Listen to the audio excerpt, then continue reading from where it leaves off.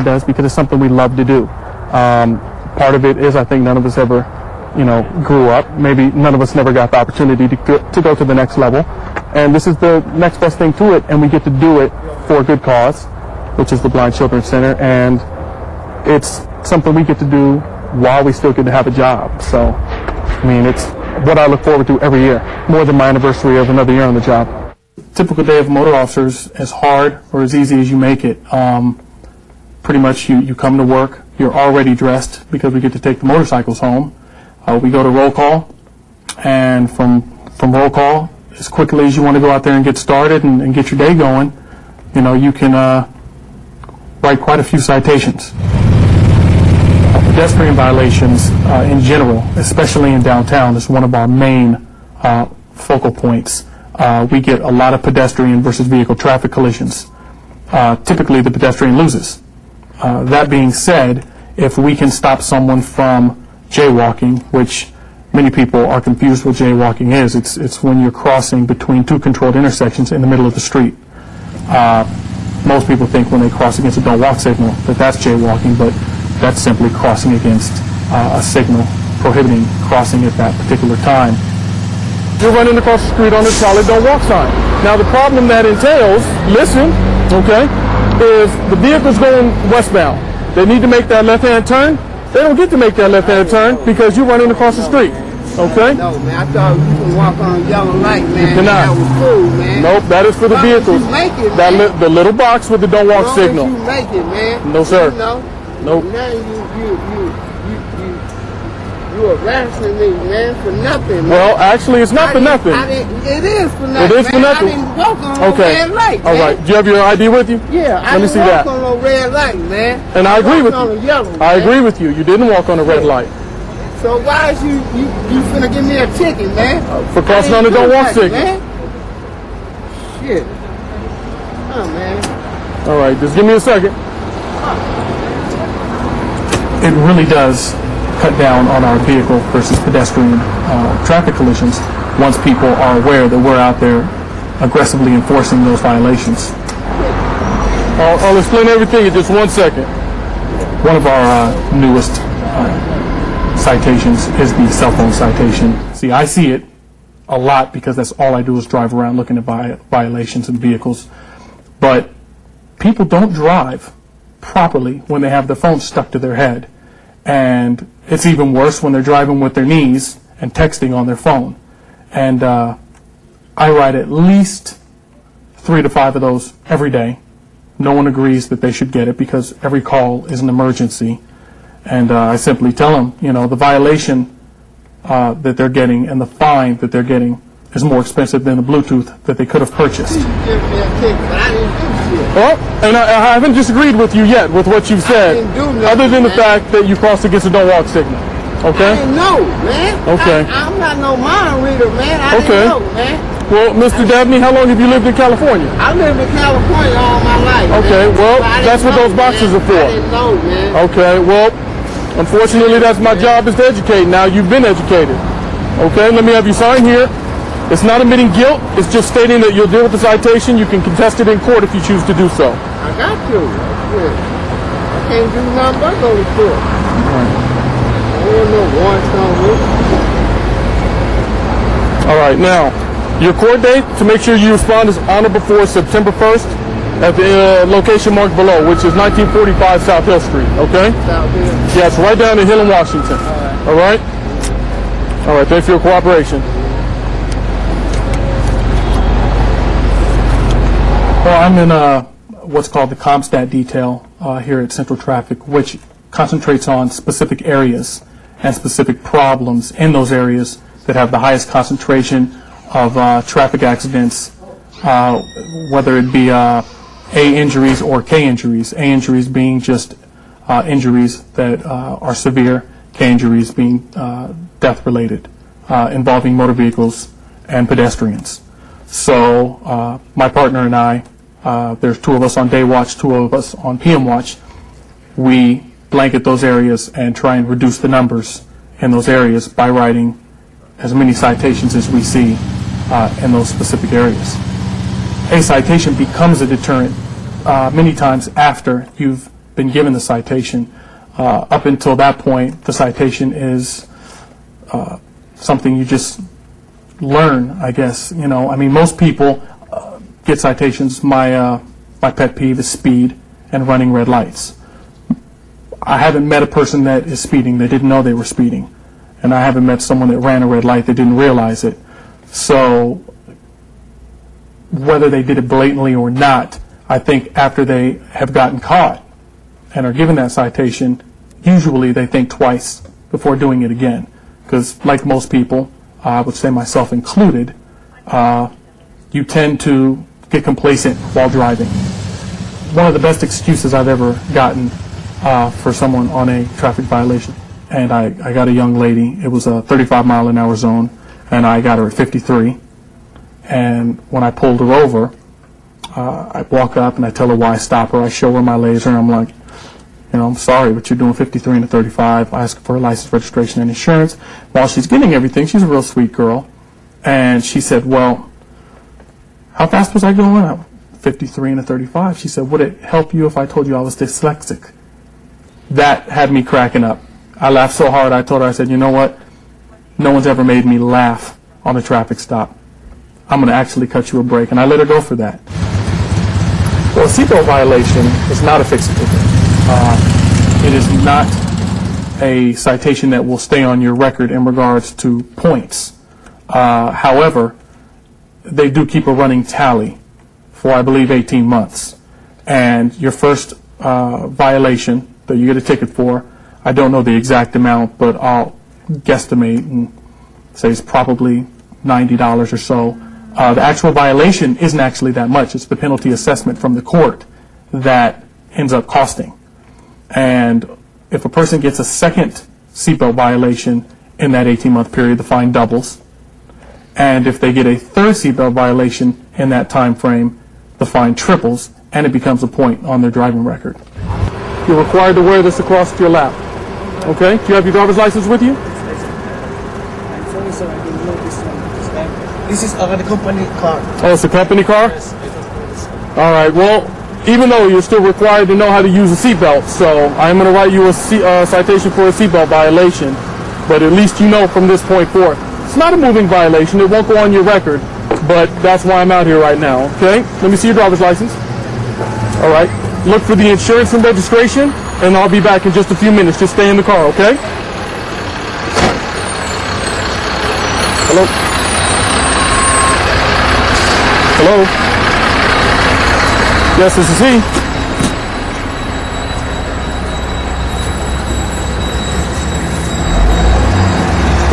Okay, but you know what? I am actually writing a traffic violation right now.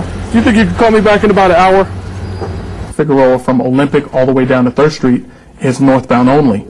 And I'm shooting speed on Figueroa, and I get this guy, he flies past me, and I'm like, oh, you know, typical speeding, no problem. I come off the curb and go after him. I'm giving him my siren. I'm right behind him. He gets to 3rd Street going southbound, and he drives straight into northbound traffic. Starts to hit the gutter lane, and the first thing I think is, oh my gosh, it's a stolen car. You know, I'm going to have to start requesting backup. I'm in pursuit. And finally, he yanks over to the curb real hard and jumps out of the car, which obviously, you know, alerts me because I don't know what this guy's problem is. And he starts screaming, my wife is having a baby. And he takes me over to the passenger seat, and indeed, the baby was on its way out, which didn't make me feel real great for trying to stop him, but at the same time, I kind of have to, not knowing what the issue is. So obviously, he didn't get a citation, and we waited there for the fire truck to show up, which they delivered the baby in the vehicle right then and there. 24 Mary Queen 38, David 468 5253.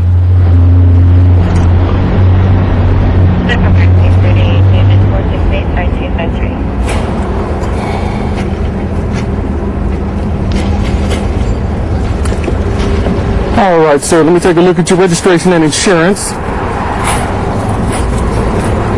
right, let's see that one first.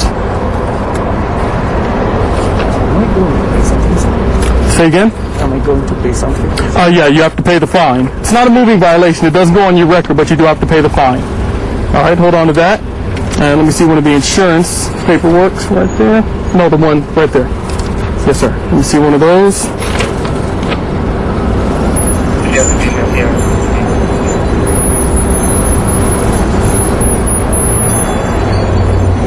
All right, here's your insurance back. I just need your signature here. By signing, you're not admitting guilt, just acknowledging receipt of the citation, okay? If you want to contest it in court, read the back of the copy. It tells you exactly how to fight it in court. Other than that, you can simply pay the citation through the mail, and you're done with it, okay? I don't know the exact amount. The fines are assessed by the courts, and you should receive a courtesy notice in a couple of weeks. If you do not, just read the back. It tells you exactly what to do. Okay. All right, sir. Thank you. Okay.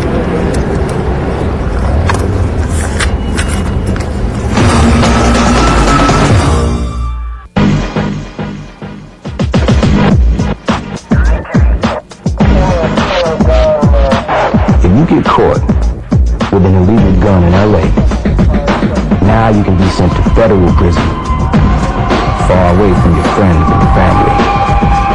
So, if you think it's cool to carry an illegal gun or commit a crime with one, you've been watching too much TV. Oh, the camaraderie on the team is second to none. I mean, all of the guys that I play ball with out here are the guys that I talk to when I'm away from the job. And, you know, your work environment is your work environment, but this is something else. There's no rank. There's no hierarchy out here. It's all of us are the same. No matter what the rank is, we're all the same. We're just here to have a good time and support each other and play ball.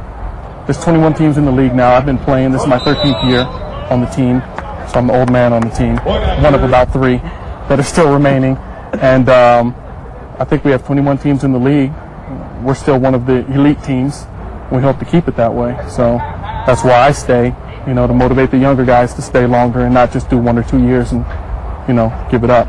As far as the team goes, we have every type of police officer on this team. We have detectives, sergeants, regular police officers, motor officers.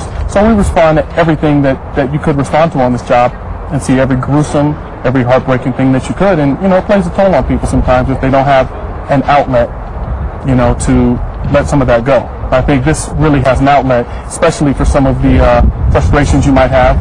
You know, we don't take them out on each other so much, but, you know, the other team will find out what that's like today. While the teamwork here on the field helps the Centurions win a majority of their games, in the end, they know that everybody wins. The Blind Children's Center, the people of Los Angeles, because football makes them better officers, and of course, the department, which has a great deal of pride in its athletes inside the LAPD. I'm Mary Grady. Thanks for joining me. I'll see you next time.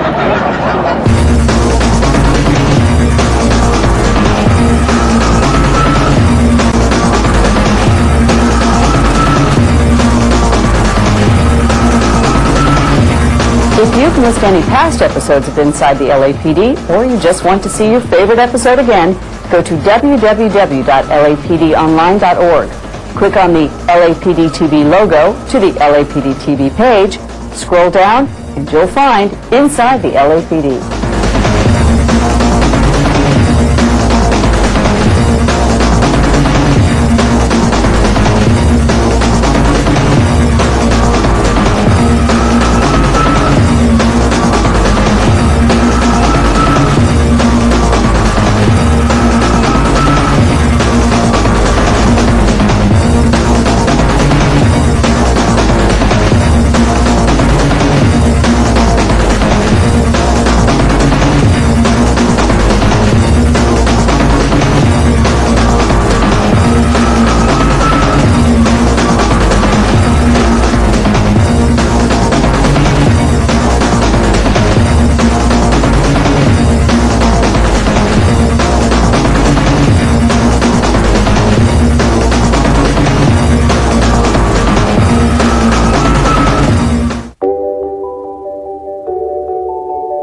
Moving is so much of who we are.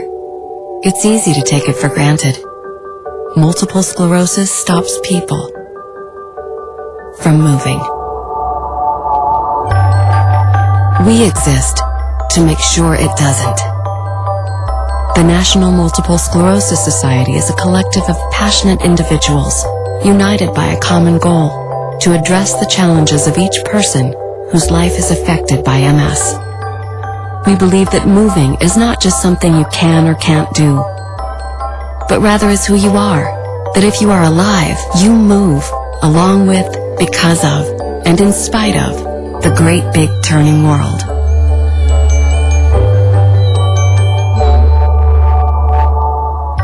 Join the movement, the National Multiple Sclerosis Society, at nationalmssociety.org. Good morning. Emergency Preparedness Patrol. Is your family prepared for disaster? Mom! Emergencies can strike at any time. That's why it's important to have a family emergency plan in case you're separated during a disaster. Have an emergency supply kit ready with non-perishable food items such as dry goods, canned goods, and water. Don't forget extra medication for elderly family members. And extra pet food, too. Include a first aid kit, a battery-operated radio, extra batteries, and, of course, a waterproof flashlight. And to reduce the risk of serious injury, fasten all freestanding items securely, including water heaters. This family gets a passing grade for being prepared. Emergency preparedness. It's an LA thing.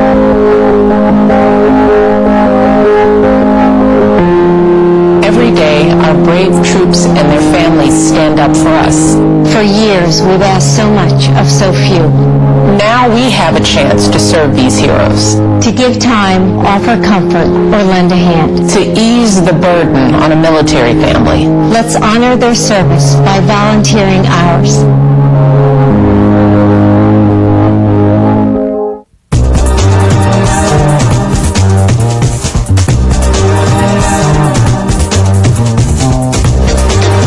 LA City View Channel 35. Your city, your channel.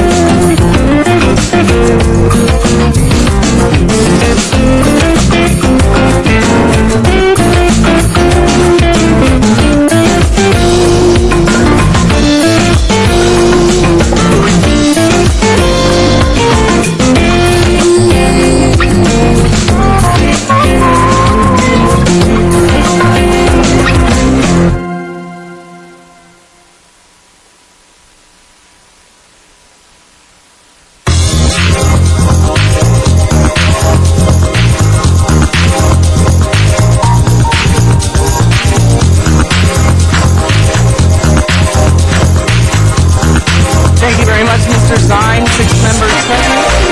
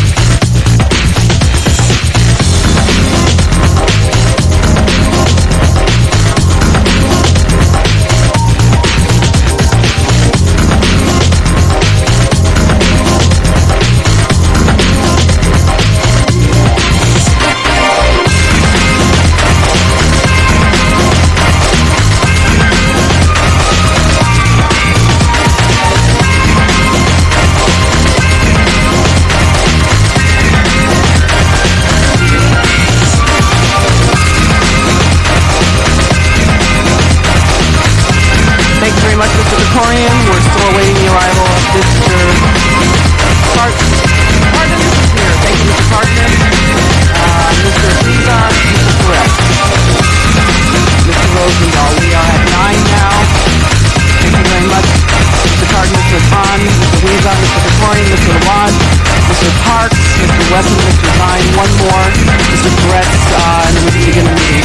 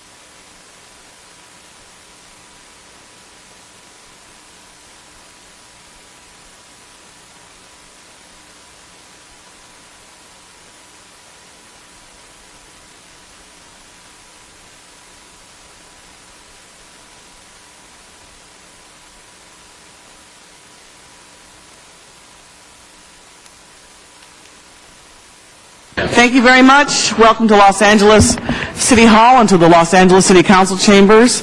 This is a meeting of the Los Angeles City Council. Today is Tuesday, March 16th, 2010. Council meets 3 times per week on Tuesdays, Wednesdays, and Fridays, and all meetings are open to the public. And for those of you who cannot make it to City Hall, meetings are televised via cable on Channel 35 or can be viewed by visiting our website at www.lacity.org or at council phone 213-621-CITY. Mr. Clerk, would you please call the meeting to order? Alarcon, Cardenas, Hahn, Weezer, Koretz, Krikorian, Labange, Parks, Perry, Reyes, Rosendahl, Smith, Wesson-Zine, Garcetti, 11 members present and a quorum, Madam President. All right. Would you give us the first item of business? That is approval of the minutes. Mr. Rosendahl moves. Ms. Hahn seconds. Commendatory resolutions for approval. Mr. Cardenas moves. Mr. Parks seconds. Madam President, this is Tuesday, and there is the flag salute. All right. Mr. Rosendahl, why don't you lead us in the flag salute? Good morning, everybody. Put your right hand over your heart and repeat after me. I pledge allegiance to the flag of the United States of America and to the republic for which it stands, one nation, under God, indivisible, with liberty and justice for all. See? Thank you very much, Mr. Rosendahl. Before we take a public comment, I think it would be best to run through the agenda. What's our first item, Mr. First items on the agenda, items 1 through 3, are items for which public hearings have been held. There is no action required on item 3, inasmuch as this was adopted by council on Friday and it was a duplicate. Members, any specials? All right, well then let's open the roll on these items. Close the roll. Tabulate the vote. 11 ayes. Next item. Items 4 and 5 are items for which public hearings have not been held. 10 votes are required for consideration, and there are cards on both those. All right, so we will take those cards on those items. On the supplemental agenda, items 6 and 7 are items for which public hearings have not been held. 10 votes are required for consideration, and there is a request to continue item 6 one day to March 17th. Okay, without objection, let's continue item 6, and then item 7. Yes, Mr. Zine. On 6 or 7? 7. 7. All right, Mr. Zine is called item 7 special. All right, any other items? That would take council now back to public comment and the items called special. All right, great. I will... Madam President, as chairman of the Arts, Parks, Health, and Aging, which covers the library department, we have many people who want to speak to the library. In talking with Roy Stone, who's their great leader, who's articulated their concerns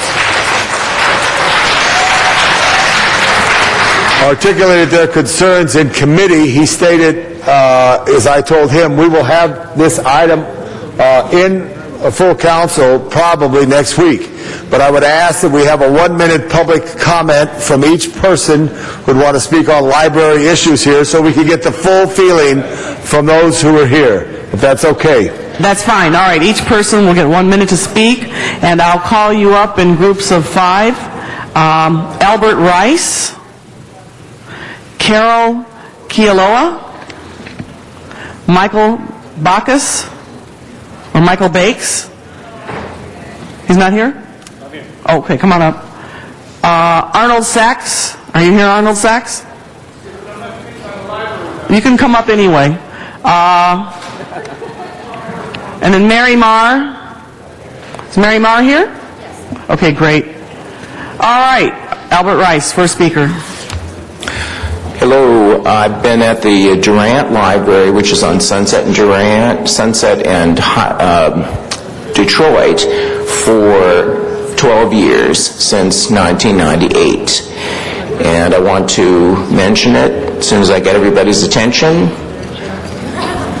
Thank you. Thank you. Thank you. I'm here to let you know that these libraries, and especially my libraries, are busy places. They're not the old style, quiet little libraries that we may have known as children. They're very busy, bustling, and noisy places because people use them. People of Los Angeles, your constituents, use them.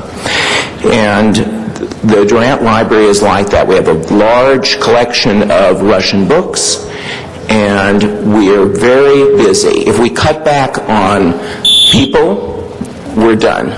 So please support Thank you. the libraries. Carol Kealoha.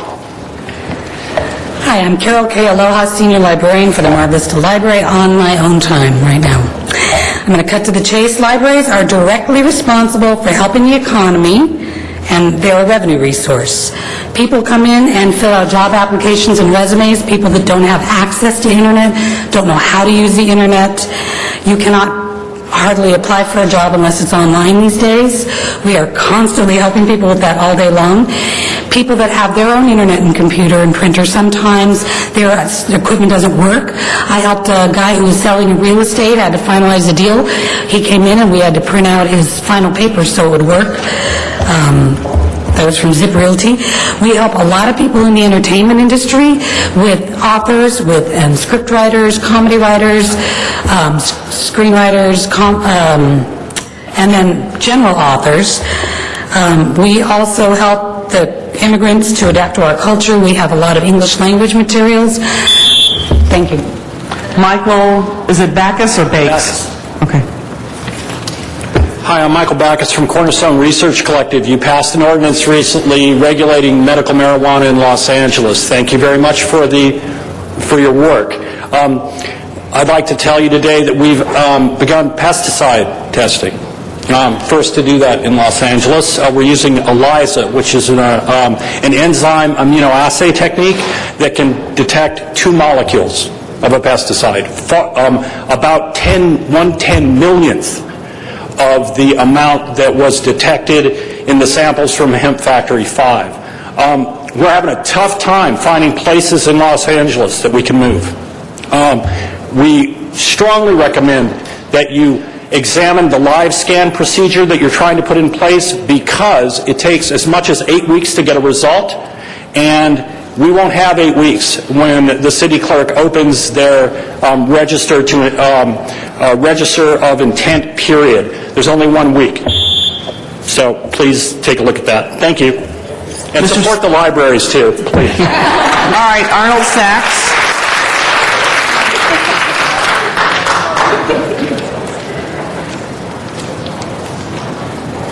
Yes, I believe the motion is 1 minute if you speak on the library. Thank you. 2 minutes. I appreciate that. 2 things.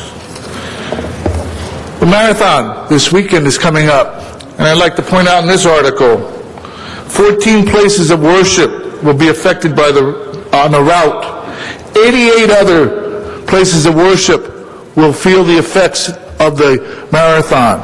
Yet, in this very council chambers, led by the illustrious Councilman Parks, we had SOS, Save Our Sabbath.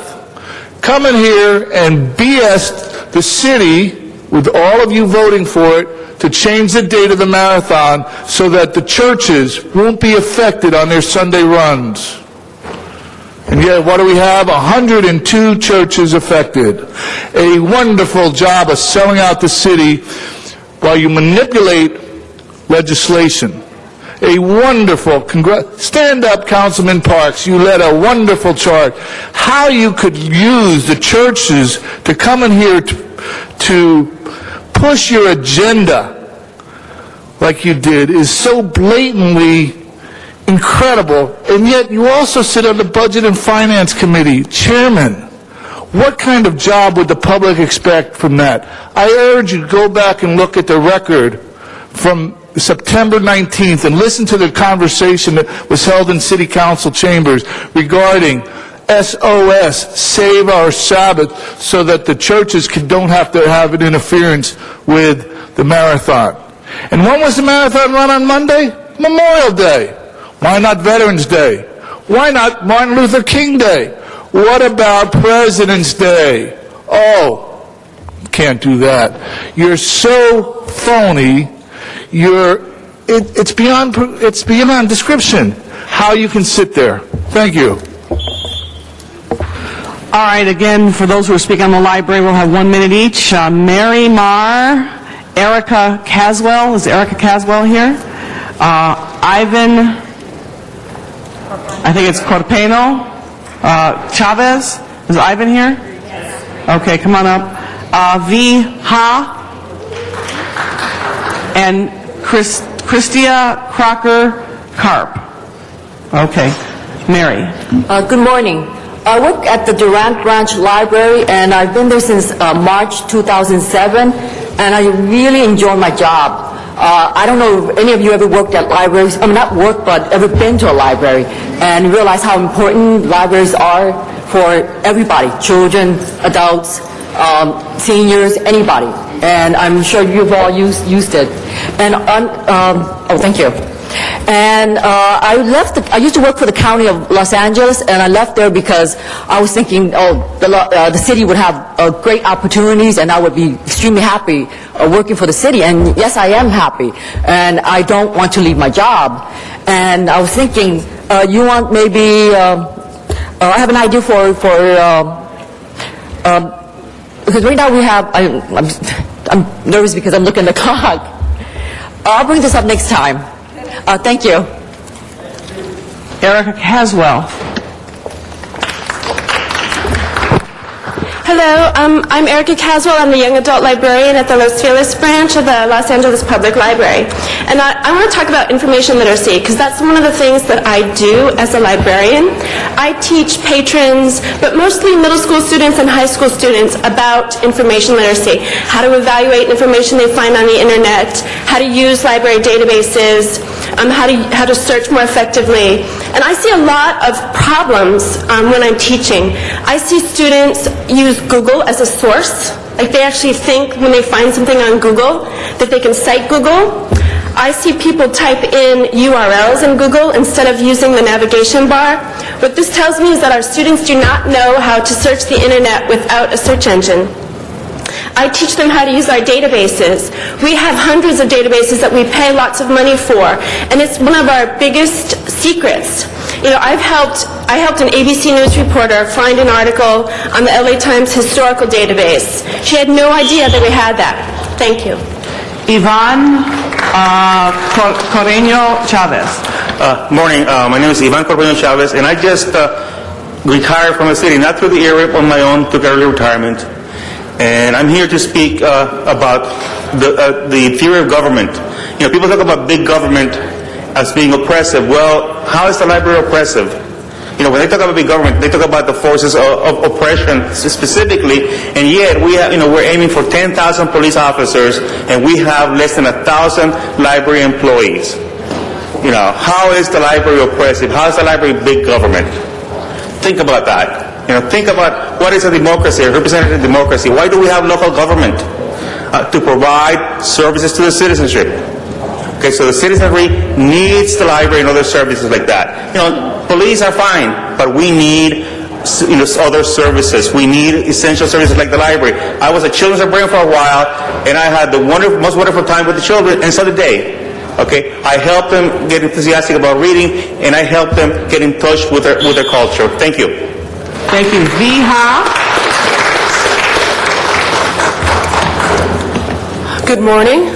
My name is Viha, Young Adult Librarian, Lincoln Heights Branch, City Council, District 1. I'm here to talk today. First of all, I'm represented by my members of my clerks and my messenger clerks. So these cuts will affect us all staff, libraries, messenger clerks, clerk typists, and we will not be able to give the same great service that we do now. So as a young adult librarian, I serve Lincoln High School. My alma mater, went there, served Sacred Heart High School, Excel Charter School, College Ready Charter, Los Angeles Leadership Academy. I visit these schools twice a year, if not maybe 3 or 4 times a year, advocating for libraries, advocating for being savvy internet users. I advocate for going to college, because whenever I come to these classes, I tell them, I grew up in your area, I went to the same school as you did, had pretty much the same experiences. If I am successful as a librarian, so can you. Thank you. Save the library. Christia Crocker Karp. Good morning. I'm an attorney and also a parent of 2. My home library is the Will and Ariel Durant Branch Library. And as I recall, when this library and funds were allocated for this library, back in 1998. There were many objectives in the building of this library, but two of them, as I recall, were to service this area of town and also to make an investment in our future. Now, this area has changed along with myself. When the library first opened, I was a single law student, and now I'm a mother of two, practicing attorney, and we're there at least once or twice a week. I'm here to say some good news, which is probably rare in the chambers, but this library has made good on the investment and the promises that it was built under. Kids of all kinds, hundreds of families visited. We have LACMA coming, we have story time, and when there's a summer where you can't afford a vacation, you can afford to travel in books. Thank you. All right, next five. Roy Stone, Mr. Roy Stone, Erica Silverman, Wendy McPherson. Is Wendy here? Yes, I am. Okay, come on up. Leslie Gunning. Leslie Gunning? Okay. And Candace Mack. Okay, Mr. Stone, you're first. Okay. We are here today to help you make the right decision about the future of library service in our city. Friends, library patrons, students, and workers have committed themselves to informing you, our city leadership, of the value of libraries. In addition, I have 2 binders filled with a total of 10,005 signatures of support that were gathered over a 2-week period. I know city council members are good library users and will share the 2 sets we have prepared. The first one goes to the chair of the Arts, Parks, Libraries, Health, and Aging Committee, Tom Labange. I ask that you and your staff review the numbers the mayor and CAO have committed. Library staffing will be reduced by 27% from the allocation at the beginning of this fiscal year if you proceed with firing 100 employees. And review the 3-year plan that drastically cuts library funding for 5 years, disregarding an economic recovery that will take place. I ask that you consider a lot of creative ideas, that you create a committee that the union, your staff, and the library department can get together and save jobs, save services, save our crumbling budget. Erica Silverman. Ms. Silverman. Ms. Silverman. My name is Erica Silverman. I've been an adult librarian at Echo Park Branch for 4 years, but before that I was a patron of the library system since I was 4 years old, and my grandmother took me to my first library visit. I've also been a children's book author in the city of Los Angeles, and the library has been instrumental in my learning my craft and learning about the children's services, which are very supportive of authors in the city. What I want to say, though, is I hope you understand that the public institution of the library is the great equalizer that will be essential in the economic recovery of the city. We help people find jobs. We help people learn how to use computers. We help people get unemployment benefits who don't know how to apply online. We help people learn English and learn how to read. And we are a democratic institution that is at the basis, just like the public schools, of democratizing and acculturating our city, and we are essential for that purposes. I've been searching my heart to find the words that will turn you around, that will make you understand the importance, the essential level of our libraries. Please look in your hearts and don't cut our library services. Wendy McPherson and Leslie Gunning after that. Good morning. My name is Wendy McPherson. I'm a young adult librarian with Echo Park Library, and I'd like the council to consider this. One of your commitments is reading by 9. And my colleague Seda Moser made the comment to me, if you close the libraries, we won't have the summer reading programs. We're the ones that are there. Good luck with that reading by 9.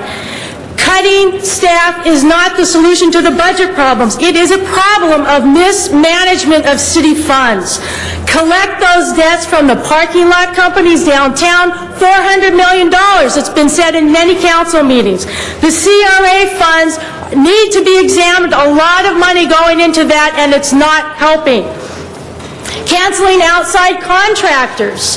These are things that people that are working for the city should be doing. It's expensive to have outside contractors. And I say you need to raise taxes not on working people, but on those large businesses that are making a lot of money off of us. How about the oil companies that are making money drilling oil? Thank you very much. Leslie Gunning and then Candace Mack. Good morning. My name is Leslie Gunning. I'm a patron of the Los Angeles Public Library System. When my family moved to Los Angeles from Charlottesville, Virginia 3 years ago, one of the first things we did was go to a public library to get a new library card. Little did we know we would end up with so much more. The Sherman Oaks branch of the LA Public Library became an invaluable resource and connection to our new community and a huge part of our teenage daughter's life. She is part of a teen council group at the Sherman Oaks Library along with 40 to 50 other teens under the direction of Karen Pickard Ford, the young adult librarian. Our daughter is actively involved. She volunteers at the library. She actively promotes and supports the many programs offered. We've witnessed firsthand what a young adult librarian's commitment, patience, creativity, and willingness to mentor young adults can positively influence and shape future leaders in a safe, I repeat, safe, caring, and educational environment. I implore you to look elsewhere rather than layoffs. Thank you. Thank you. Candace Mack.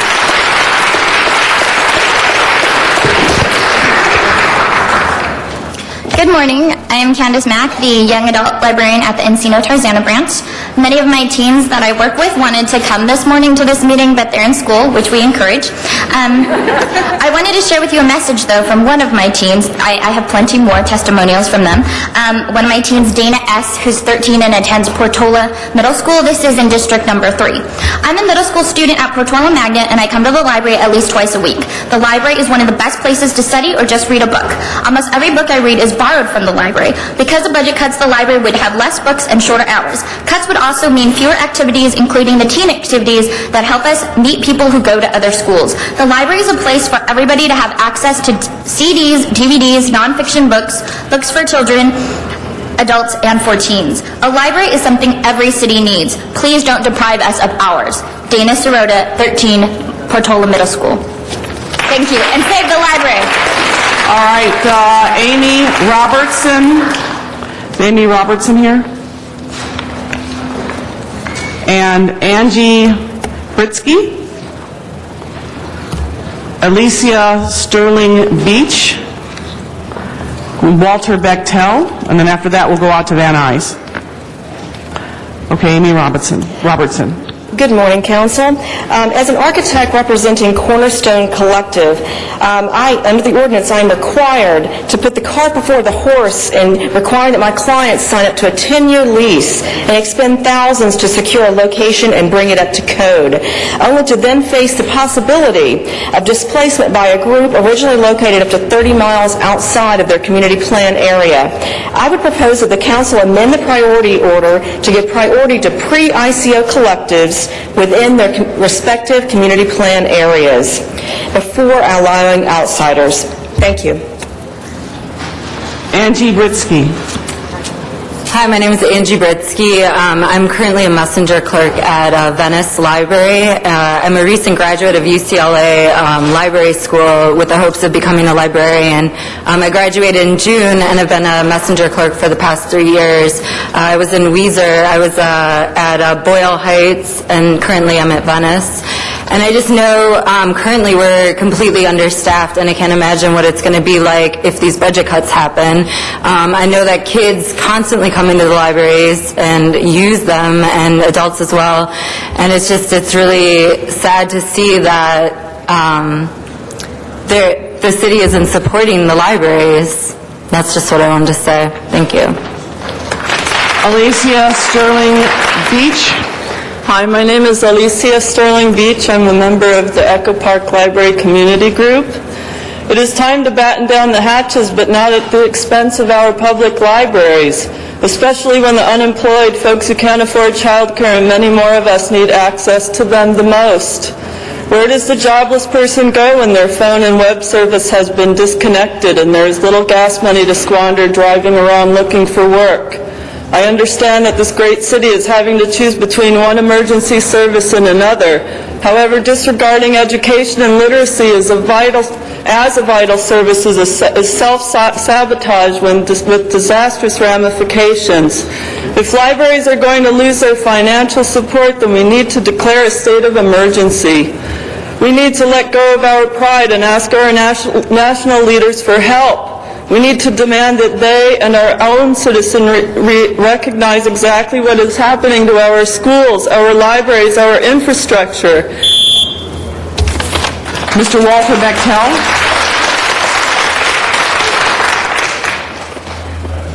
We all talking about the library now, or is this just general public comment?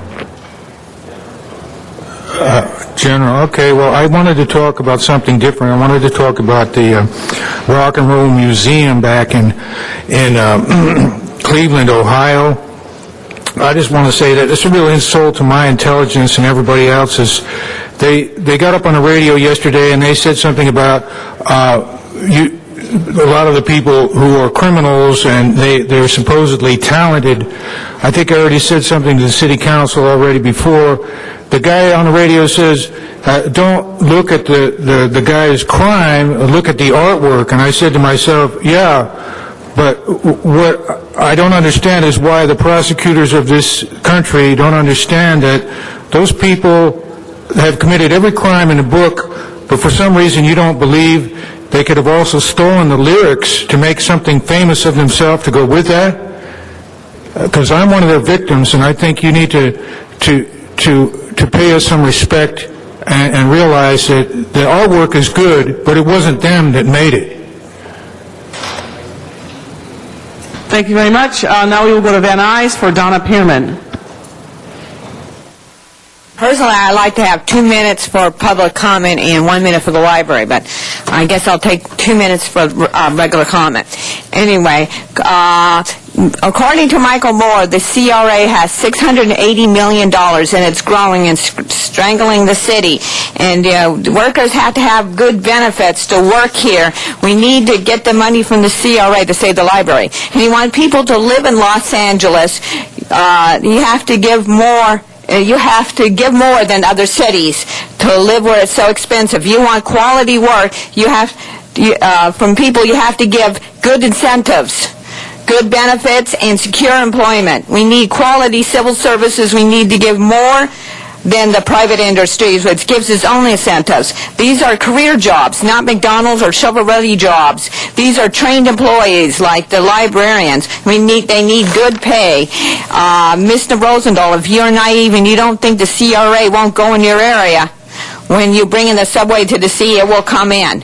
We need to stop the CRA from taking all our money. Well, the way to do it, the only way to take property taxes, which is increased in that district, that's what you call tax increment services. That's for city services. If you don't have the taxes, you have to cut back on city services or layoffs, and you give it to the CRA, not to the city services we need. Instead of going to build projects, MTA and schools do it, but not as much as the CRA. It's making the city go broke. The largest private company using Los Angeles increment money. The two most expensive things are war in buildings. You see a brand new, the public rather see, seems to me, a brand new building rather than have city services and have the libraries. I use the libraries myself, and the librarians helped me, and I read 12 new books. Anyway, no one wants to rent those buildings. Thank you very much. Anyway, on the CRA. All right, thank you. All right, that marks the end of our public comment. Thank you very much. Mr. Rosendahl, I think you wanted to make a comment, and then Mr. Labange, I'll call on you after that. Madam President, and acting mayor today. Folks, we totally agree. Absolutely, we should not be cutting back on libraries at all, period. There's a plan that Mr. Labange...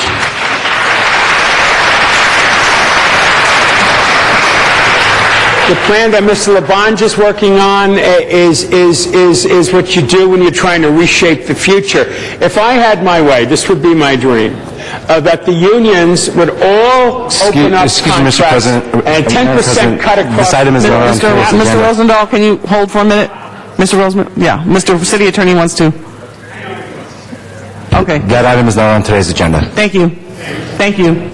Mr. Labange, and speak to the item. Yeah, Mr. City Attorney, to inform the public that are here, next week on the 24th of this month, There will be an item on libraries on our council agenda. They'll be welcome to come back at time. And I thank you for allowing me to make that public information comment without editorial. That announcement is allowed. Thank you, Mr. Labange. All right, next item of business. Item 4 was called special for cards. All right. I'm going to call people in order.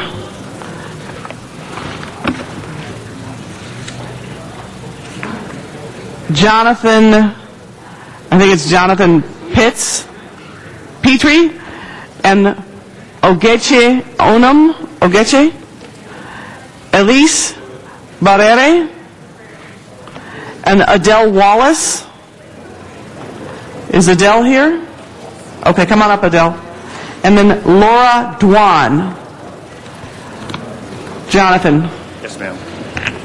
Thank you very much for having me today. I hope that Councilman Labange takes a look at the things I spoke to him about, and I hope that everything works out well for us.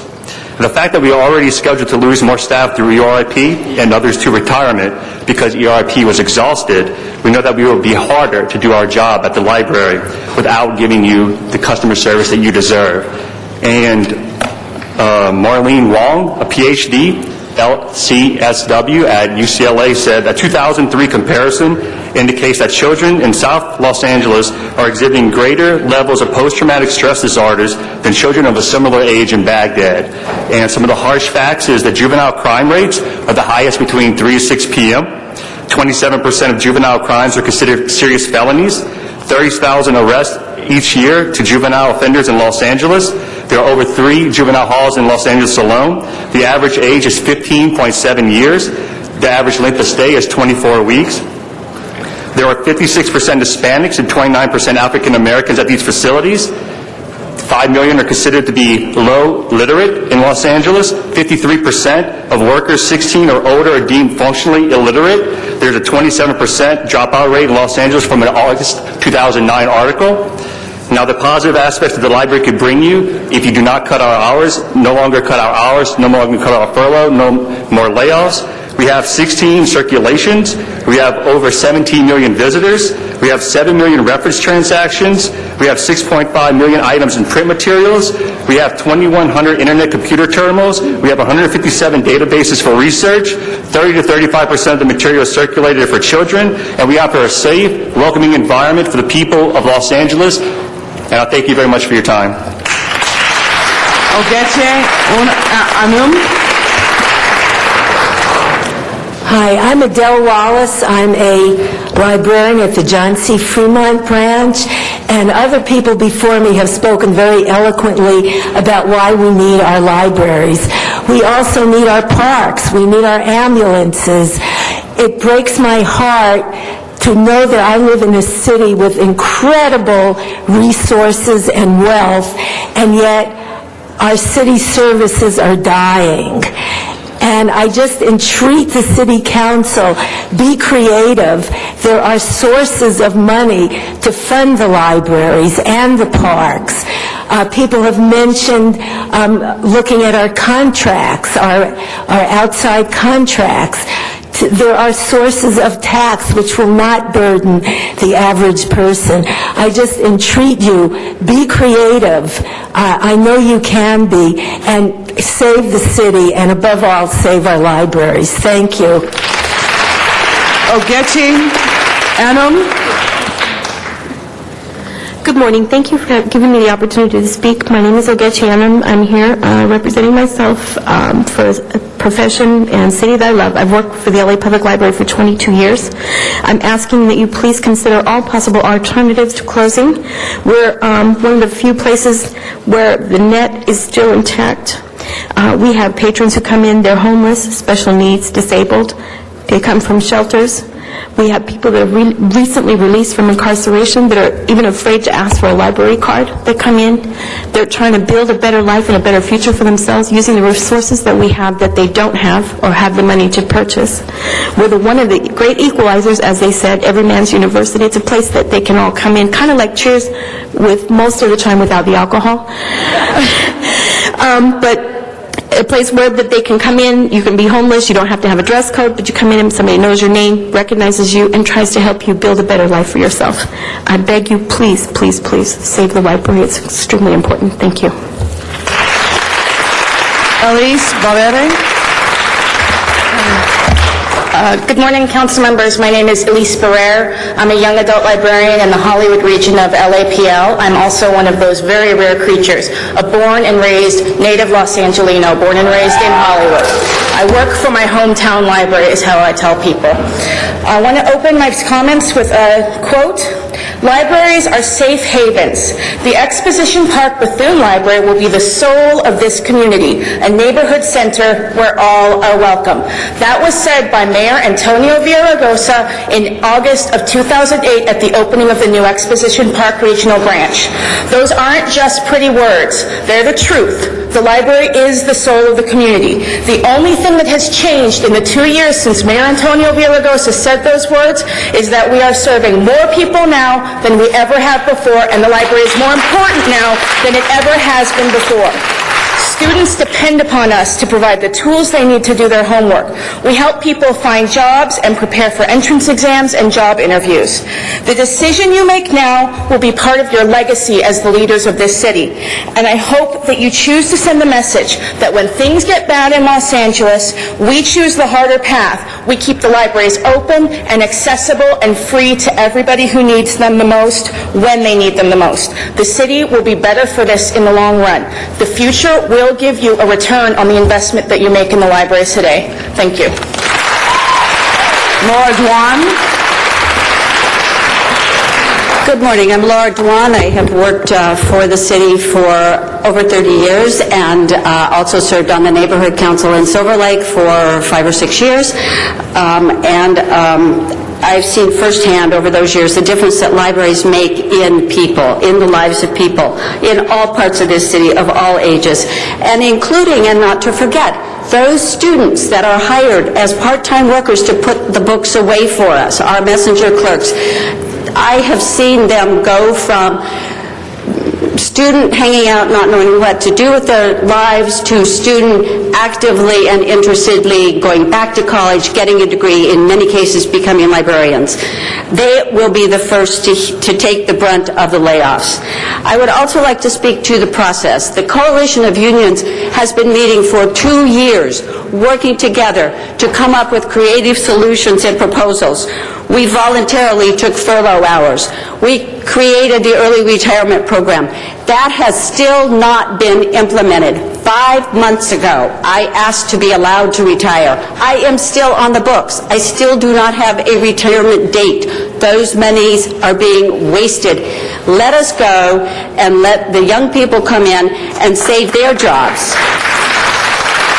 Meet with us, talk with us. We are still willing and interested and eager to work with you. We're creative, committed, passionate about the services we provide as much as the jobs that we want to save. There's an old ALA saying, libraries will get you through times of no money. Better than money will get you through times with no libraries. Thank you. Alice Inglis. Barbara Leff. Is Alice Inglis there? Alice. Barbara Leff. Jeremy Matters. Norma Anders. Henry Gambill. All right, Alice. I'm Alice Inglis. I'm representing the Friends of the Palisades Branch Library, and I hope the friends everywhere of the libraries. We have a wonderful library here, excellent services. We can be really proud, and the Friends have worked hard to make that happen, and we just really feel that cutting back is a detriment to the city. Everyone's heard about the wonderful services, but let's keep the library intact. Thank you. Barbara Leff. Hello, I'm Barbara Leff. I'm a retired librarian, but also president of the Friends of Encino Tarzana Library. I'm concerned about something that you're concerned about, which is informed citizens. How do folks become informed and stay informed once they're no longer in school or in college? How do they keep current? And how can some pursue their own personal interests to help them become entrepreneurs and pay taxes? What do folks do who don't have walls of books and internet access and subscriptions to magazines and newspapers? Then, too, think about the reduced school budget. What's your backup plan? Where are students to find the information and do the research they need if you also greatly reduce the public library system? I wonder how many of you have actually visited the library recently just for the purpose of simply observing what are people doing there. Have you seen the increase in library use during these difficult times? Have you watched how folks find refuge in a place that is non-threatening as they look and read and research and ask questions? The library is the haven for continuing the tradition of being informed citizens. But if you cut the library budget, I believe you will be destroying the informal educational system that has served our city and country so well. Please think about it. Thank you. Jeremy Mathers. Good morning, ladies and gentlemen of the council. My name is Jeremy Matters, and I'm here as a concerned resident of Los Angeles. I've been to several of these budget meetings, and I understand the serious problems that our city is facing financially. And I respect the consistent concern that the council has shown for public safety. But you must understand that there's more to safety than policing. The simple truth is that our police department serves primarily to mitigate the problems caused by bad public policy. Soon, this council will be deciding on policies and priorities that will affect all of us for a generation. And it sounds distinctly like many of you are likely to choose a path that offers no future to many Angelinos. When you meet in a few days to finalize the city budget, please think about the consequences of the proposed cuts to public services. Don't throw away 100 years of benevolent progress by slashing the libraries and parks.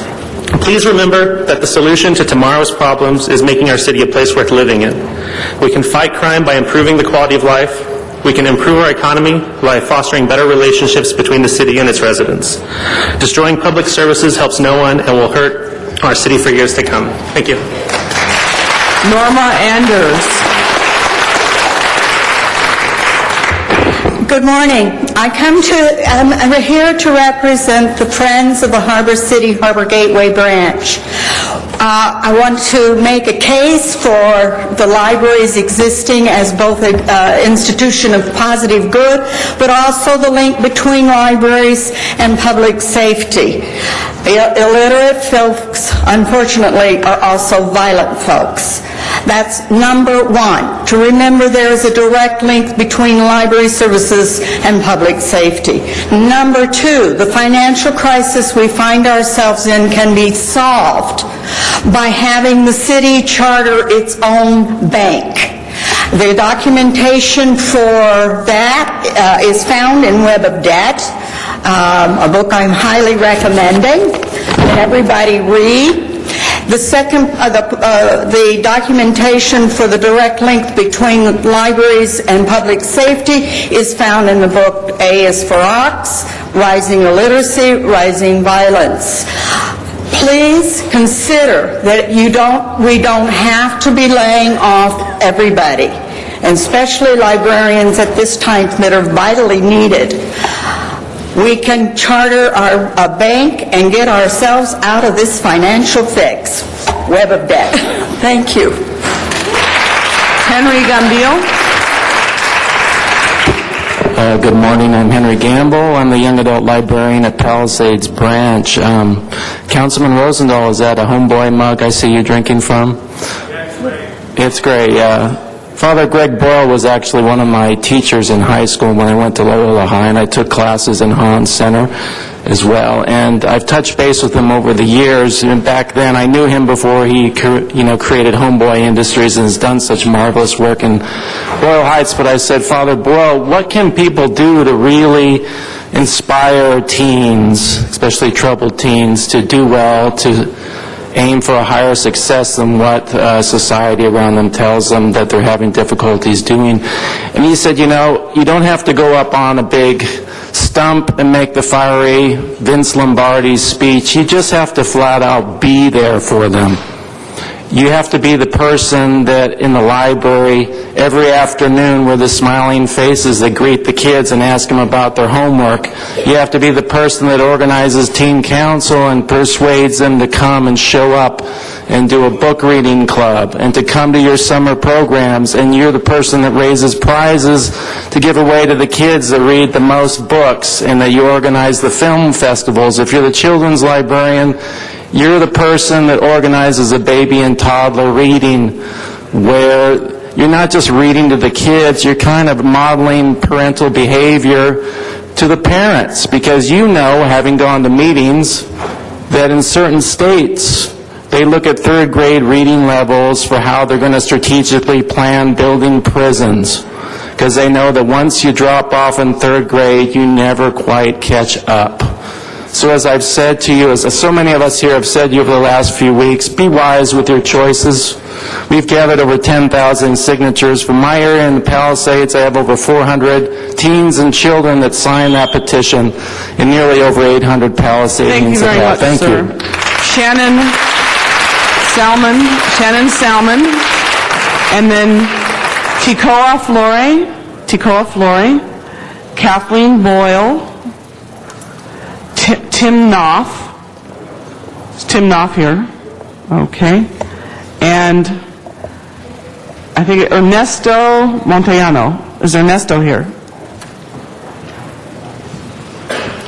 Or it might be Ernestine Montellano. Okay. Shannon. Hi, my name is Shannon Salmon. I am the teen librarian at the Playa Vista branch. A library is not just a building. It is a child with no computer in his home. It is an opportunity for a child with no computer in his home. It is an opportunity for a teen looking for meaning, understanding, a voice of her own. It is a refuge and a sanctuary. For a worried mom looking not just for answers but for an idea of what questions to ask her child's pediatrician, it is a lifeline. For a father bringing his child to story time for the first time is a precious memory. Our libraries are not just buildings, they are opportunities to learn, to discover, to reflect, and to research. This opportunity is available to anyone and everyone, and is among Los Angeles' greatest treasures. It is my pleasure to call the Los Angeles Public Library not just my workplace, but my calling. Every day I see a difference that our libraries make in people's lives and in our community. Save the Los Angeles Public Libraries. Thank you. Tikoa Flore. Hello, good morning. My name is Tikoa Flore. I'm a student at Westchester High School and a teen volunteer at the Los Angeles Public Library in Playa Vista. I've been a teen volunteer for 7 years now. If it had not have been for LAPL's teen librarian Shannon Salmon, I would not have been able to grow and evolve into the successful, strong leader I am today.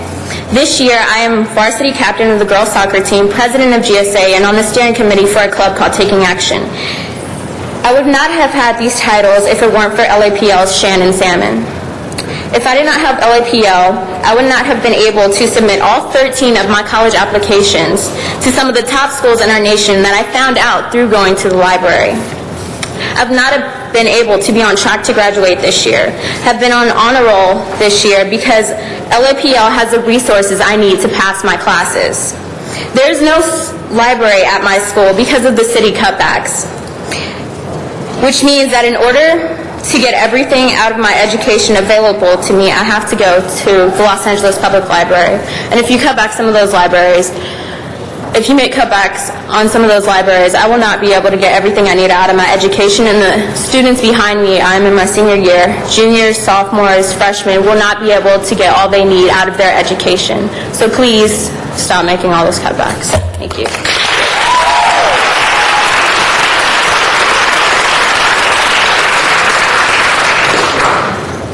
Good morning, members of the City Council. Thank you for this opportunity to speak. I am the young adult librarian at the Harbor City Harbor Gateway branch of the Los Angeles Public Library. In 2007, we opened a new branch in that area. Thank you, Councilwoman Hahn. I would like to I would like to let you know that I am seeing more use than ever as this crisis of the budget moves forward of the library. People are coming out of the woodwork who have always had a library, and now they're using it to a much greater degree. We have a wonderful teen council at the Harbor City Harbor Gateway Library, and they really want to support the library. And it's a community place. It's a place that is really the heart of opportunity to build and do dialogue. So I've taken the mayor's city budget challenge, and I've looked at the numbers, and I just think that there's other ways that things could be done. I know it's a very, very difficult situation that we're facing, but I heard from ASME by email that $26 billion is possible from the federal government, so money's maybe from outside. And also, I have to tell you, I've always referred to the Los Angeles Public Library as a lean fighting machine. It does its job as effectively as it possibly can. There's no fat. Any cuts to the library at this point in time is going to be cuts that are directly felt by the public and felt immediately. So please, let's look for other ways to adjust the budget at this point in time. Thank you so much. Kathleen, okay, I'm sorry. What's your name? Tim Knopf. Okay, Tim. Go ahead. Okay. We actually just came to visit and watch today, but I didn't see anybody making a couple of points that I'd like to make, and it's nice to see some of you in person. Mr. Lavon, I've seen you before, but the rest of you guys. When we moved here from a smaller city about 11 years ago, and one of the things, we live in the Los Feliz area, and that seemed interesting with, like, when you get to a bigger city, even divided down into neighborhoods, is how kind of separated the neighborhoods seem. But what was interesting once we had children and you start bringing your kids to the libraries, to see the sense of community that actually is there, that develops from attending the story time and the other programs that they have in place for the children. And it's been really awesome to see the kids that are now her friends grow up over the past 4 years or so, and it works. It really works. I mean, to see these kids, all develop and see what an exciting thing that reading is together, and to watch our little girl here has gone from picture books, and now we check out the chapter books, and it's pretty awesome. And then unrelated to the kids, just another thing I want to bring up with us. We come from a smaller city, again, about 11 years ago. And you live here and you see some things maybe work, maybe not as well or harder to do when you've got such a huge city as Los Angeles. And, but the library here isn't one of those things. It works very well. And the fact that you've got this system in place that can take such advantage of these resources that are here, that are, spread all over this county, really, but all over the city of Los Angeles, it's amazing, and I would hate to see you break something that works. I guess this would be my point. You say thanks? Thanks. Ernestine Montellano? Yes, I'm here because I was a grandparent at the Malabar Library, and it's a shame that there's no money and for the children. As far as I see, the money has been used maybe in other ways that it shouldn't have been used. I feel that you are crippling our children, and our children have a right to get educated and to learn, and also to be able to know about their rights. A lot of our people, including the mayor, they're up there working for the people. They're getting paid by the people. And it's turned it around, and they're doing what they want with the money for their own benefit. I've always seen it that way, and now it's so clear. All of a sudden, there's no money. No, They're used to living a life, a lavish life, and using the money for their needs. I'm sorry to say I have lost a lot of my respect for our representatives, and I hope and I pray that in some way these cuts will stop, because it's affecting everybody. Thank you. Walter Bechtel. Following Mr. Bechtel will be Arnold Sachs. Is Mr. Sachs still here? Is Mr. Sachs here? Okay, it looks like Mr. Sachs is not present in the chamber. Yeah, hello. Mr. Bechtel. Thank you. I wanted to say something about the libraries. You hear a lot of positive things, but from 1985 through 2007, I went to the Central Library almost daily. And over time, I found that there was a dynastic practice over there of discrimination, and it got down so bad to where I couldn't even ask a question of any of the people working there without somebody trying to call the security. They didn't even want to talk to us. And I don't know what you can do, but I think we all would appreciate it if the dynastic practices of the Central Library and the other libraries would be stopped. In December of 2007, I was attacked and misidentified as another person and attacked by 2 security guards who beat up on me. I was in the hospital and I was under medication for over a year. I didn't have any money to sue the city with or the library, but I think the problem stems from the fact that most of the personnel at the library have their finger on the security button, and I think that stems from the fact that they think that their jobs are so secure, there isn't anything that anybody can do about them. It's their library, that the library does not belong to the people. They really feel it belongs to them. And I've done genealogy research, and I still try to do my research in other places, but I was told I can come back to the library, they were sorry, etc., but I do not feel safe going to that library with the way those people feel so safe and can call security and have us kicked out of the library even a half hour before the library closes. Something needs to be done. Thank you. Thank you. Mr. Arnold Sachs, final call for Mr. Arnold Sachs. All right, it doesn't appear that Mr. Sachs is in the chamber anymore, so we will go to Van Nuys for Donna Pearman. Thank you. And I forgot to say that I'm sorry that Miriam Fogler is not here. She's not feeling well.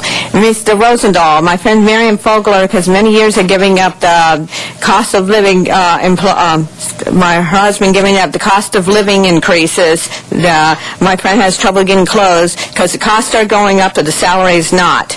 Yours will in July. Mr. Rosendahl, City Council, we don't need to do cutbacks. We need to let this city suffer with layoffs. City employees already gave up the cost of living increases for 5 years. They've gone on furlough to help out. That's not good enough for you. Mr. Rosendahl and the City Council should cut your salary to $70,000 a year. Mr. Rosendahl, Miriam, and I can like to confront you. We need to stand behind all city employees. The speaker should speak to the council as a whole. I'm done. Need to stand behind all city employees. We need to get it from the CRA.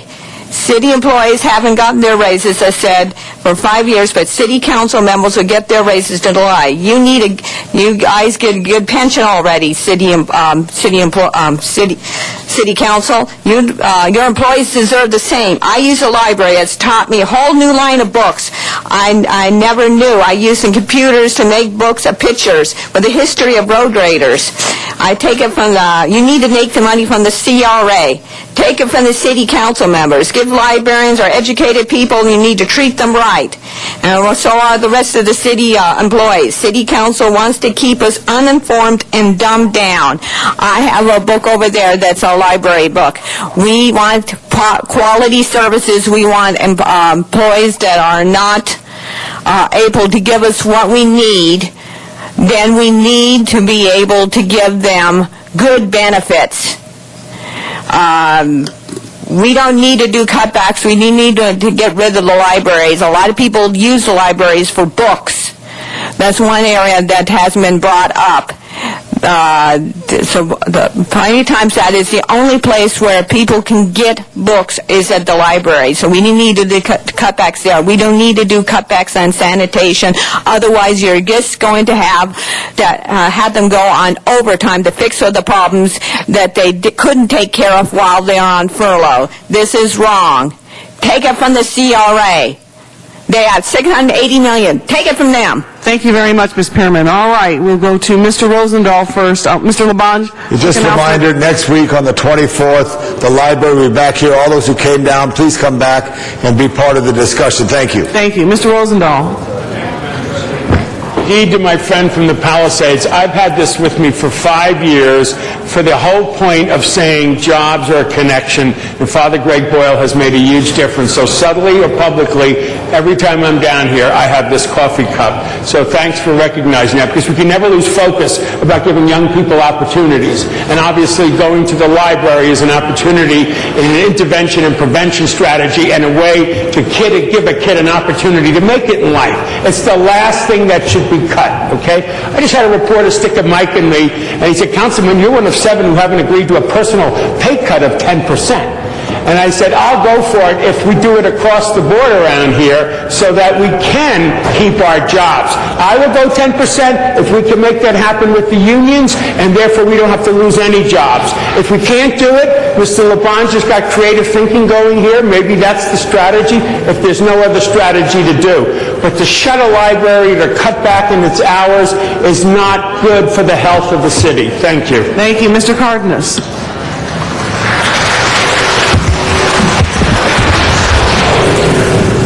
I appreciate all of you coming to speak, and yes, believe it or not, I know that I was listening. I'm sure that my colleagues were listening as well, and also understand that we also have the picture on the screen right on our desk here when you're speaking, so we don't have to look directly at you to hear you and see you. We can actually see you there. But I just want to make a very brief statement.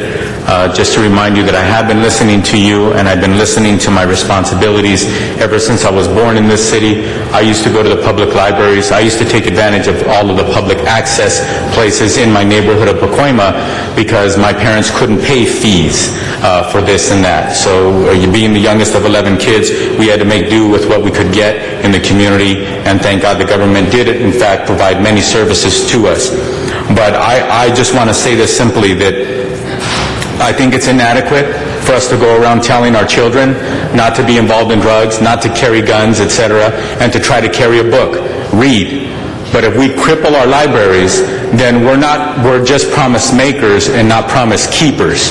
It is our responsibility, in my opinion, to try to figure out how to be creative, how to make sure that we salvage and keep decent our facilities and the number of hours and the hours that we should be open, to make sure that it's accessible to the most needy in our communities.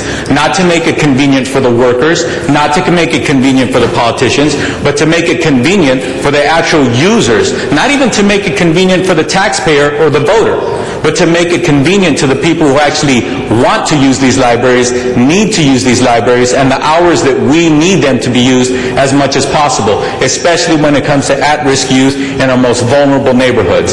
Because the fact of the matter is this: in some parts of town, whether we close down the library or not, most of the kids in that neighborhood are probably going to be reading anyway, because they have the wherewithal in their own home to actually do that. But there are communities around this city where we do not have books in the home. We do not have parents who know how to read. We do not have those resources in the home, and therefore it's incumbent upon us to make sure that we have a clean, safe environment where kids, when they choose to read, when they want to read, we can entice them to read, and they can actually be in a safe place to do so. There are many parts of our community where it's one or the other. You're either at a library or at a safe park or what have you, but if you're out on the streets, your life is at risk. Your life is at risk. So it's really important for us to understand that this is part of public safety as well. Our libraries are as much a part of public safety in our poorest communities as is any department in the city. In some communities, all they need is a few cops around, and that's all they need.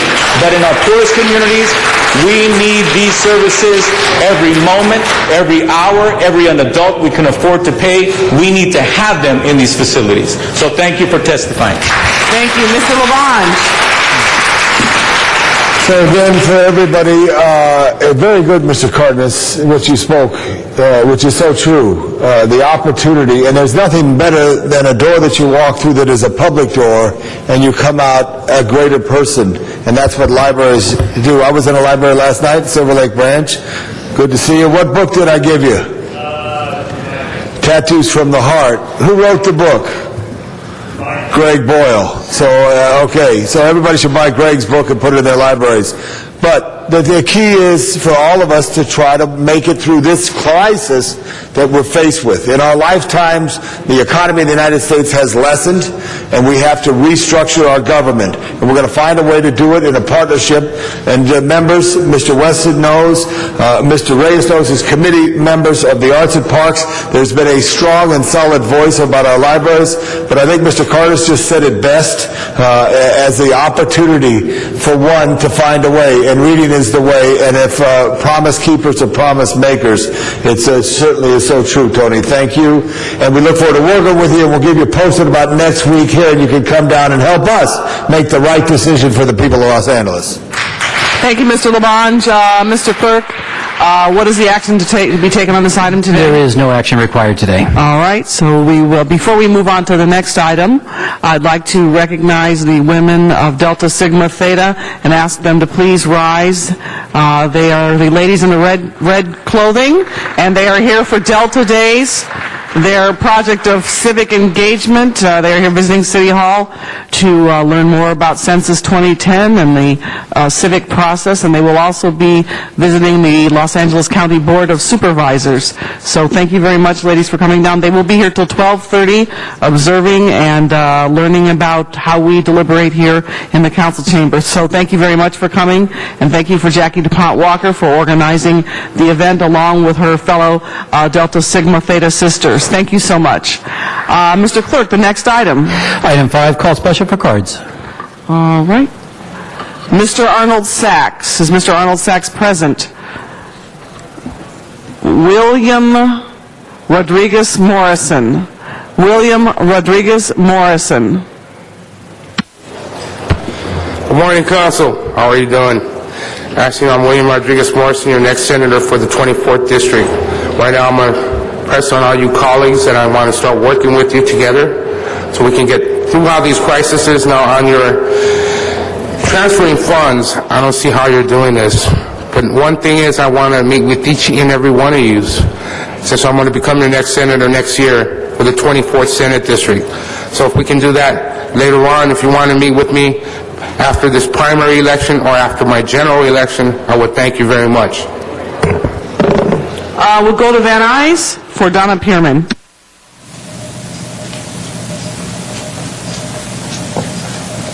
Okay, we need to do cutbacks on all politicians, cutbacks on the CRA. This is who's taking all our money is the CRA with the $680 million. We certainly wouldn't have these problems with a deficit. You don't need to lose services. Merriam Sanitation has already done sacrifices. It's where they can't even take care of all the growing needs of a child and growing needs of things that are, and the medicine that's already, they already asked for more, for the city employees to pay more for medicine and more for dental.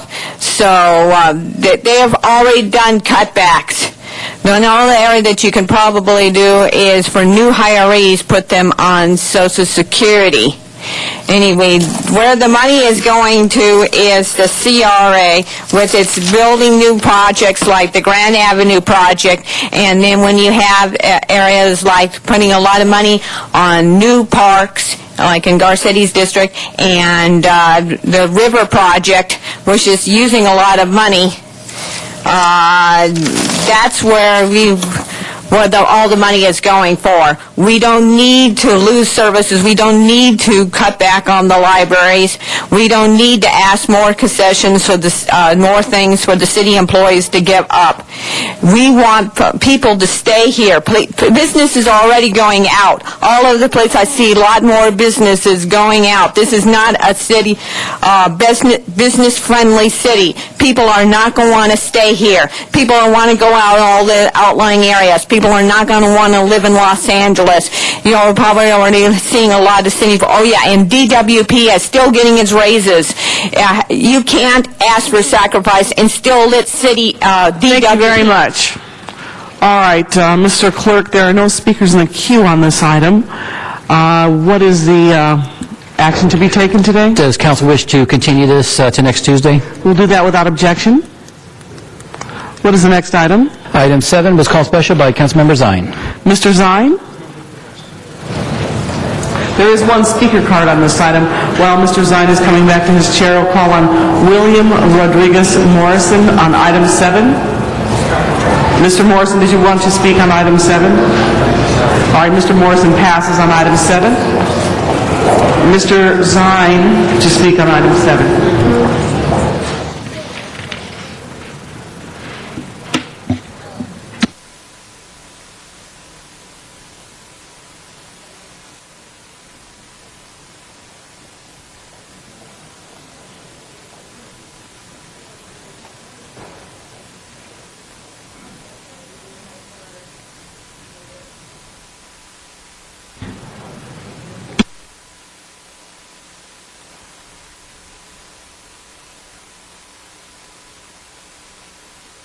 All right, open the roll on item 7, please. Close the roll. Tabulate the vote. 11 ayes. Next item. Council has motions for posting and referral. Motions are posted and referred. There are excuses on the desk. Councilmember Reyes requests to be excused Tuesday, April 13th, to leave at 11:30 for city business. That meets council policy. That will be without objection. Councilmember LeBlanc requests to be excused Friday, March 19th, to leave at noon. A motion is required. Mr. Koretz moved, Ms. Hahn seconds. And that would clear the desk. All right, members, are there any announcements? Mr. LeBlanc. Yes, I want to announce, but I also want to announce with the councilman of the 3rd District. Is the councilman of the 3rd District still around? Mr. Zine still around? He's in the restroom. So, now that you told the whole world what I wanted to announce is the number 1 high school and then 2nd place in the academic decathlon for the state was John Marshall High School. So we want to congratulate John Marshall High School. They finished 2nd to El Camino High School, which is in Mr. Zine's district. And all those students go to all their libraries in their neighborhoods to feed their brains with information for that. And I also want to welcome this special group here today, as well as you spoke of earlier, and hope you all visit Tom Bradley Tower in Top. He was the one who gave me an opportunity on the Youth Council when I was young to come here some 35 years ago to make a difference. Thanks, welcome. Mr. LeBlanc. You're still young, relatively speaking. Thank you. Any other announcements? Any other announcements? Would you all please rise for adjourning motions? Ms. Hahn, do you have an adjourning motion? Thank you. And again, it's great to see all the wonderful women here today, strong women. Jackie DuPont Walker, great to have you here. It was such an honor for me to serve with you on the Elected Charter Reform Commission many, many years ago. You were certainly a great visionary then in terms of the things that we put in place for this city. Great to see you all here today. Colleagues, I want us to adjourn today in memory of Juanita Chavez, who passed away at the age of 75 after battling breast cancer. After graduating from the University of Iowa, Juanita came to San Pedro in 1965 and became involved in numerous community causes. She loved San Pedro and wanted to make a difference in the town, and she certainly did that. She served as San Pedro community's first woman Rotary Club president, and was also involved with the San Pedro Chamber of Commerce and the YWCA of the Harbor area. In 1995, she was appointed to serve with the Community Redevelopment Agency by Mayor Reardon. She also went on to receive her master's from Cal State Long Beach and later her law degree from Northrop University. Before Becoming an attorney, Juanita was a special education teacher and worked in administration with LAUSD for 22 years, serving at Hawaiian Avenue, Vernon Street, and Crestwood Elementary Schools. One of the things that her and her husband Marty were very involved with was the cause of lighting up our Vincent Thomas Bridge down there in the harbor area. And after her husband passed away, she took the cause up even greater and was there in 2005 when we finally lit the Vincent Thomas Bridge with those beautiful blue lights. After retiring in 2005, she lived part-time in Cantamar, Mexico, where she helped set up a community library and volunteered at an orphanage teaching English. Juanita is survived by a daughter, Debbie, 2 sons, Max and Jackie, a sister, Deanne, a brother, Dale, 7 grandchildren, and 2 great-grandchildren. Juanita Chavez, rest in peace. You deserve it. You were one of the most amazing women that I've ever known, and you certainly have left an incredible legacy behind you. Thank you, Mr. Huizar. Thank you, Madam President. And colleagues, I'd like to turn today in the memory of Francisco Morales Gonzalez.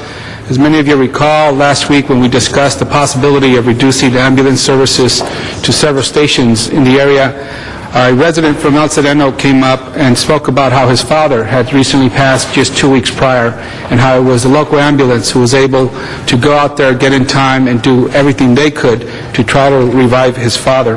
That individual was Luis Alfonso. My office contacted Luis after that testimony, and we mentioned to him how moving his testimony was, and that we certainly do appreciate him being here to tell us how important it is for us to support our ambulance services, and also to let us know the support that the community has for our firemen and women. Mr. Gonzalez was born in 1947 in Guadalajara in the province of Jalisco, Mexico. He passed away February 23rd of this year of a heart attack. He had been a resident of Hillside Village in El Sereno since 1973. Mr. Gonzalez worked as a plant manager at Bravo Magnet School in Boyle Heights. He had recently retired and was trying to figure out what he wanted to do with his free time.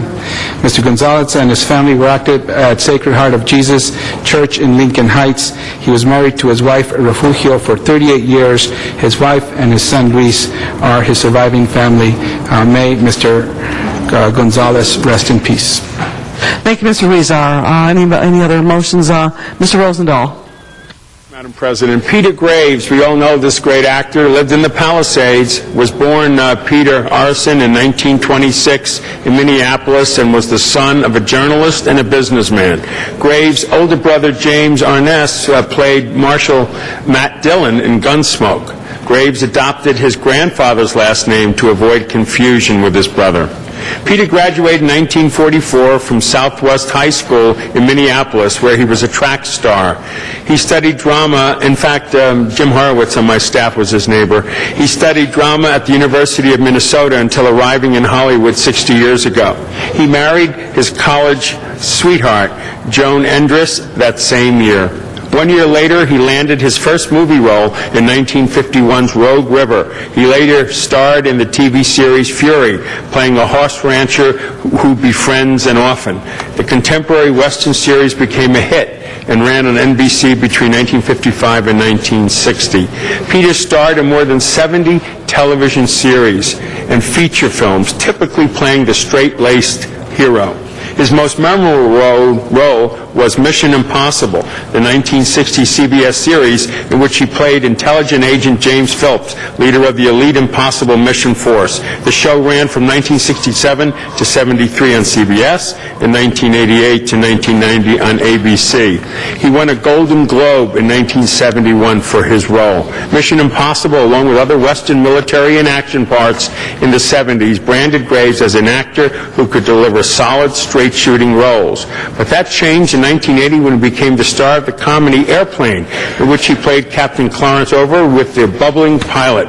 Peter initially turned down the role, but film producer Howard Notch urged him to meet with the young filmmakers David Zucker, Jim Abrams, and Jerry Zucker, who took him and told him that they wanted somebody of his stature and dignity to play the role, absolutely straight. He joined other actors known for serious roles, and all of this at age 83, almost 84. He passed on Sunday afternoon, and ironically, it was right after he had a great lunch with a bunch of family and friends to celebrate his 84th birthday that was coming up. In addition to his wife, Graves is survived by 3 daughters and 6 grandchildren. May he rest in peace. Thank you very much, Mr. Rosendahl. Mr. Labange? Yeah, I'd like to second that as well. He just recently got his star on the Hollywood Walk of Fame just 4 months ago, long overdue. And one of the classic roles that he played was in Billy Wilder's Stalags 17, where he was the American traitor for the Nazis that in the inside camp that did such a striking role there. He truly was a wonderful man who was a great constituent of the Pacific Palisades. Thank you, Mr. Labange. No other adjourning motions. Mr. City Clerk, would you please call the roll? Thank you very much. The meeting is adjourned. Thank you.